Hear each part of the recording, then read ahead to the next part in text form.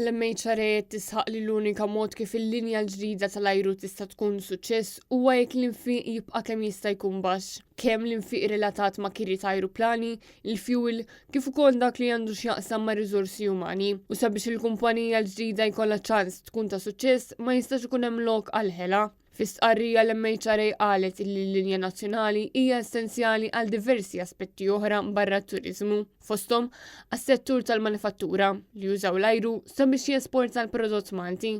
Linja nazzjonali hija wkoll importanti sabiex jivvjaġġaw pazjenti li għandhom bżonn kura barra minn Malta. Il-President tal-MHRA appella sabiex kemm l-entitajiet tal-Gvern, stakeholders kif ukoll ir-regolaturi jagħmlu l-isforz kollu tagħhom għas-suċċess tal-linja l-ġdida.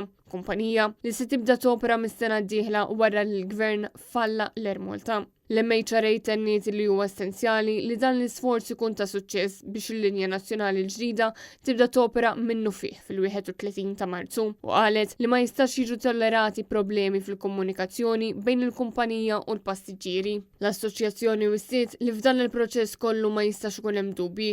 Dan fil-waqt li appellat biex it-tranzizzjoni tkun bla skossi.